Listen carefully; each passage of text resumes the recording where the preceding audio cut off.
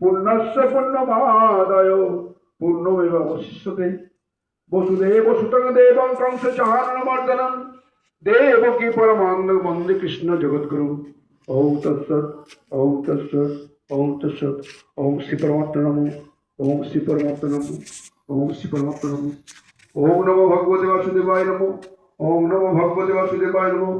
ওম নমো ভগবতে বাসুদেবায় নমঃ। কৃষ্ণ কৃষ্ণ।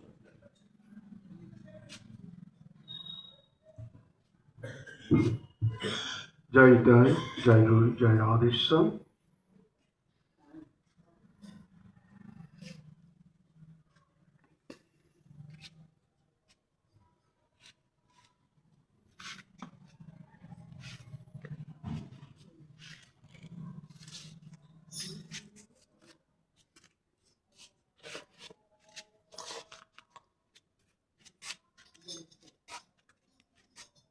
আগের দিন আমরা পাঠ করেছিলাম, একাদশের দিন ছিল ভক্তিযোগ দ্বাদশ অধ্যায়। আজ আমরা আস্বাদন করব ত্রয়োদশ অধ্যায় ক্ষেত্র ক্ষেত্রজ্ঞ যোগ।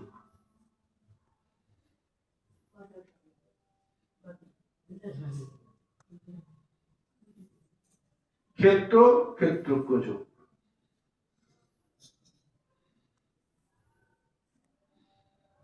ক্ষেত্র বলতে ক্ষেত্র যে কথাটা এসছে ক্ষেত থেকে, ক্ষেত মানে জমি, সেটাকে আরো সুন্দর করে বলা হয়েছে ক্ষেত্র।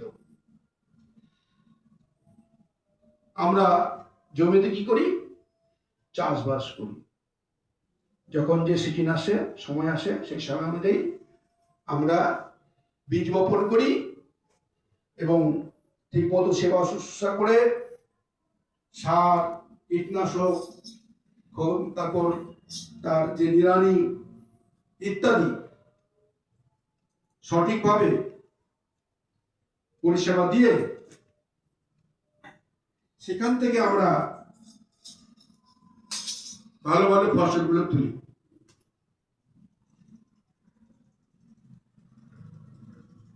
জমিতে যেমন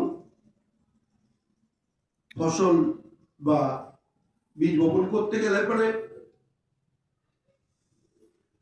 সুন্দরভাবে জমিটাকে চাষ করতে হয়, সার দিতে হয়, তারপর বীজ বপন করতে হয়, তারপর যখন চারা ওঠে তার নিড়ানি দিতে হয়, চারাতে পোকা লাগলে কীটনাশক ব্যবহার করতে হয়, সময়ে জল দিতে হয়, সেচ যাকে বলে। তারপর জমির ফসলটা পরিপূর্ণতা পায়। অর্থাৎ যদি আমরা সঠিকভাবে চাষটা করি তাহলে জমিতে আমরা আমাদের মানে যতটা পাওয়ার কথা ঠিক ততটাই ফসল পাবো। একটা জমিতে যত ফসল পাবো তত আমাদের এই যে এই ক্ষেত্রটা রয়েছে, মানব জমিনটা, এই জমিনটাও কিন্তু আমাদের একইভাবে চাষ করতে হবে যদি আমরা ভগবত ভজনে এগোতে চাই। আর ভগবত ভজন ব্যতীত এই জমিটাকে চাষ করা প্রয়োজন। কারণ জমি, এই মানব জীবনটা, মানব জমিনটা যদি সুস্থ থাকে তাহলে আমরা সমস্ত কাজকর্মে ব্রতী হতে পারবো এবং সফলতা লাভ করতে পারবো। আর সেই জমি যদি, মানব জমিনটা যদি অসুস্থ হয়ে পড়ে, মানে বিভিন্ন রকম পোকামাকড় ধরে, আগাছা জন্মায়, তাহলে এই জমিটাও কিন্তু আস্তে আস্তে নষ্ট হয়ে যাবে। তাহলে আমরা যেমন জমিকে লাঙ্গল দিয়ে চাষাবাদ করি, এই জমির চাষাবাদের পদ্ধতি কিন্তু ভিন্ন ধরনের।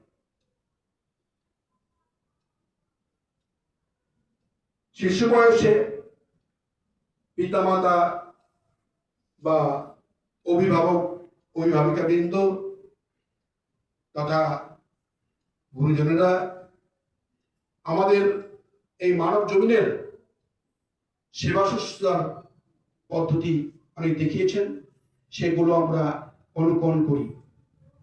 একটা শরীরকে কিভাবে পরিষ্কার পরিচ্ছন্ন রাখতে হয়, পরিষ্কার পরিচ্ছন্ন রাখলে পরে শরীরের কি দশা হয়, নানা রকম অসুখ বিসুখ ইত্যাদি আক্রান্ত হয়। তারপর পোশাক পরিচ্ছদ সমস্ত কিছুই পরিষ্কার পরিচ্ছন্ন রাখতে হয়, সেটা আমরা বাবা মার কাছ থেকে শিখেছি, বড়দের কাছ থেকে শিখেছি। সেটা হচ্ছে আমাদের সাংসারিক জীবনের শিক্ষা। আর পারমার্থিক জীবনে আসতে গেলে নয়, আসতেই হবে। এই জন্যই যে এই যে মানব জীবনটা, মানব জন্মটা অত্যন্ত সুদুর্লভ জন্ম।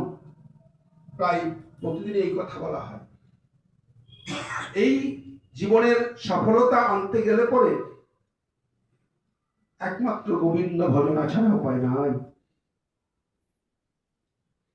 গোবিন্দ ভজনের মধ্য দিয়ে আমরা এই জীবনকে সফলতার দিকে এগিয়ে যেতে পারবো। তাহলে গোবিন্দ ভজন করতে গেলে পরে প্রাথমিক পর্যায়টা কি জানতে হবে, গুরু করো। আবার গুরু দেখে শুনে গুরু করতে হবে। যেন তেন প্রকারেণ গুরু ধরলাম আগে আবেগে মজে গিয়ে, তা কিন্তু হবে না। গুরু দেখে শুনে করতে হবে। যে গুরু আমার মনের খোরাক যোগাতে পারবে, যে গুরু আমার স্ফীত পথের দিকে এগিয়ে নিয়ে যেতে পারবে, সেই গুরুকে আমরা অবশ্যই বরণ করব। তারপর গুরু বরণ করে আমরা আস্তে আস্তে ভজনের পথে এগোবো। শুধু গুরুর কথা, গুরু সবই বলবেন যে আমরা কিভাবে ভজনের পথে এগোবো, কারণ তিনি হচ্ছেন আমাদের পথ প্রদর্শক, পথ নির্দেশক। তার কথা মতো যদি আমরা চলি, সদ্গুরু বলতে হবে, আমার সদ্গুরু হতেই হবে। আর গুরু তো অনেক রকম রয়েছে। এক একজন গুরু এক এক রকম চলে, তাদের পথ আলাদা, মত আলাদা। এই জন্য আমাদের এই যে সনাতনীদের মধ্যে একটা ভেদ সৃষ্টি হয়ে যায়। এক গুরু এই কথা বলে, অন্য গুরু ওই কথা বলে। ধর্মপথে আমাদের একটা ভেদ সৃষ্টি হয়ে যায়। ফলে আমরা একটা ধাঁধার মধ্যে পড়ে যাই, কোনটা ধরবো, এই গুরু ঠিক বলছে না ওই গুরু ঠিক বলছে। তো তাহলে তো গুরুর কথা শুনবো অবশ্যই। এই গুরুর কথা শুনলাম, ওই গুরুর কথা শুনলাম, কোনো প্রবক্তার কথা শুনবো অবশ্যই। সেটাকে যদি আমি শাস্ত্রের সঙ্গে একটু মিলিয়ে দিই, শাস্ত্র যাহা বলবে তাই সঠিক। যে গুরু যাই বলুক না কেন, শাস্ত্র যাহা যেটা বলবে সেটাই সঠিক। কারণ গুরু, কোনো গুরুরই, কোনো প্রবক্তারই শাস্ত্র ছাড়া কথা বলা উচিত নয়। এটা আমাদের মাথায় রাখতে হবে সবসময়। আর স্বাস্থ্যবিধি অনুকরণ করেই আমাদের চলা উচিত। আর গুরু নিশ্চয়ই বলবে যে তোমাকে যা দেওয়া হলো, যে বীজ দেওয়া হলো, যা মন্ত্র দেওয়া হলো, এটা যাজন করো, এটা ভজন করো, এটা ঠিক মতো দিনে 3 বার জপ করো, বা না পারলে কম করে 2 বার করো। শুধু তাই নয়, হরিনাম সংকীর্তনে যাও, ভাগবত আস্বাদন করো, সাধু সন্তদের আশীর্বাদ কুড়িয়ে নাও। সাধু সন্তদের আশীর্বাদ যত কুড়ানো যাবে, যত পাওয়া যাবে, ভক্তি পথে তত এগোনো যাবে। নিষ্কিঞ্চন ভক্তের, নিষ্কিঞ্চন সাধুর আশীর্বাদ মানব জীবনে অত্যন্ত অত্যন্ত কার্যকরী। তাই আমরা ওই একটা জায়গায় থাকলে হবে না। এই যে এখানে ভাগবত সঙ্গ করছি, মানে এই তো করছি আর কি। কোথায় নিষ্কিঞ্চন সজ্জন শুদ্ধ সাধুর চরণ পাবো, দর্শন পাবো, আশীর্বাদ পাবো। সেই জন্য আমাদেরকে একটু ভক্ত সঙ্গ বিভিন্ন জায়গায় করতে হবে। এরকম করতে করতে করতে করতে যদি কোনোদিন নিষ্কিঞ্চন ভক্তের, নিষ্কিঞ্চন বৈষ্ণব